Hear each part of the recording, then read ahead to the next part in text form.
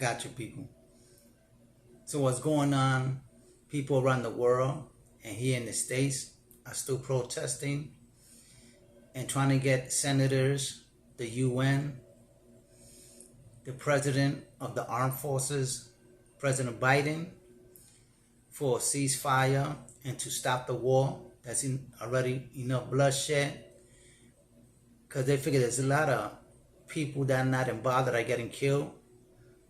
Foremost are the Palestinian women and children and men that was not involved in the bombing of Israel, right?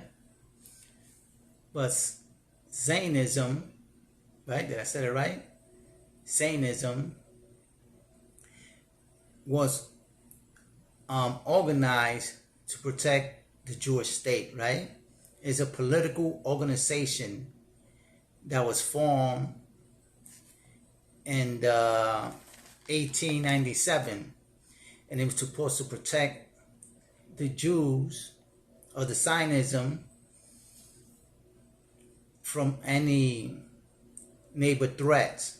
And the threats are the Hamas, Hezbollah, the Yemens, I guess now Iran, Lebanon. You know, these people are living in a region that is all religious practice, Muslim, Shiites, and most Jews. But they say even the rabbis here in America that are respected and that practice the Quran, the Torah, I'm going to say the Quran, but the Torah say that the people in the Middle East and the Israeli state are not the Jews that are supposed to be there. That those are imposters. They just took the name Jewish and they practice a different belief. But they are not part of the Orthodox Jews here in America that are scattered throughout the world. And here, throughout the world, in America, people are pleading the UN and the President of the United States, Joe Biden, to stop the war and make a ceasefire so that the Israelis and the opposite will come to some diplomatic arrangement, see what could be done so that both sides could live in peace, right? So that's the problem. But it is wrong that the greatest country in the world, instead of stopping these wars, it's got to keep on getting repeated, people. The United States are funding these wars. There's no doubt about it in anybody's mind that the United States is responsible for what's going on in the region throughout the world where these wars broke out. Everything was all right. We just passed a pandemic, and out of nowhere, we ended up in wars. And who's funding them? Usually Congress and our own president, Joe Biden.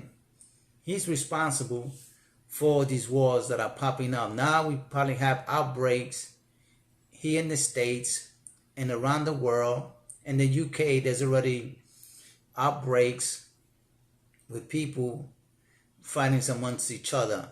He's going to create more damage than just having a ceasefire and having some diplomatic discussion between what just happened. You know, neighbors just don't come out and start fighting. There's got to be a long-term thing that somebody had enough and started retaliating. So that's what's happening. And I can't speak for everybody else, but believe me, the American people are tired of wars. We want peace throughout the region, throughout the world. People want to live happy. We don't want to hear people fighting. I think anybody that disrespect another nation, another country should be fined and put in jail. So like that, they could think this over. What are they doing and it's happening that could escalate racial tensions, and this time of age, people shouldn't be fighting for lands anymore.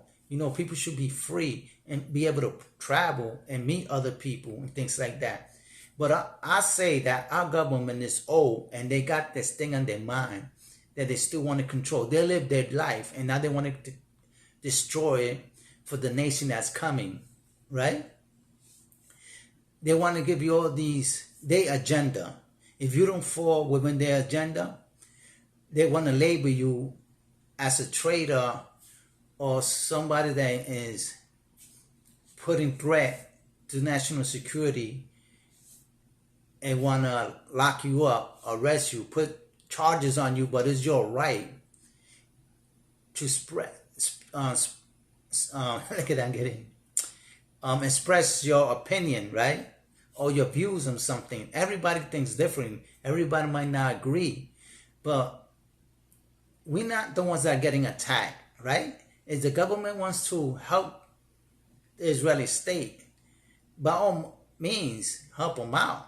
But don't give the taxpayers' money out to somebody else when we could use that in schools here and medical supplies also, right? We could increase our technology, the way we treat people. Our hospitals should be well maintained. Our schools, we should have better schools, technical schools that teach the next generation how to move forward, instead of teaching them how to hate another country just because they're different in their religion or the way they live. Nobody should judge anybody in this day and time. People should be busy working, enjoying their life, taking out their children, their grandchildren out to other places that they could explore, and teaching that is other cultures out there that you could learn from. Instead, our government and our senators are teaching the world and our country bad views, right? Teaching them how to be aggressive to other people just because they're different. Wage wars on them. We want to be control of the world. You cannot control the world no matter what. Weapons run out, people get tired, and that's why people already tired. So we're just pleading. And another thing is that the United States of America is not, I'm telling you that it's not going to remove its troops or their battleships from the Mediterranean Sea. They're already there. A back turn from the United States, if they don't fix it by diplomacy, the United Nations and the NATO allies of America are going to probably disown America, right? And the president. Because he started all these wars, and now he's backing out and leaving everybody hanging. After everybody spent billions of dollars in contribution to Joe Biden's wars, and then he's just gonna leave and walk out. And what about the Israelis? They get stuck in the Middle East with all these people that you call haters of Israelis, right? So the president got a lot to lose. Our government got a lot to lose if he walks out. And you know what will happen if America will engage? They're not going to stop. They're going to bomb it by sea, air, and naval. So that Middle East is going to be turned upside down. And I'm sure once America gets in there, most of that whole region is going to be annihilated and it's going to be turned to rubble and to dust. There'll be no rock standing in another rock this time. And if anything, we're going to have to occupy that region and we're going to control it. Because that's the only way that Israel could stay there and there's going to be peace in the region. But it makes no sense for you to go over there, start a war, and then you're going to leave and leave one of your allies staying there hopelessly and get it ran over again, bombarded by its neighbor because they can't get along. And the union and our president can't make them understand. I don't understand how the government can be so great and be so dumb of getting two nations with different views together and come to a conclusion that peace is the best option for everybody and everybody can make money. But no, somebody wants to control it all. You know, why people want to live like that? Sometimes I'll be saying, and I know you people are going to say, wow, what you're saying is really hard. But I'm sure other people think what I'm about to say. You might not like it, but it's the truth. People are getting tired. You know what? Why don't Russia, China, Iran, North Korea unleash their nuclear arsenal and just get rid of the whole world?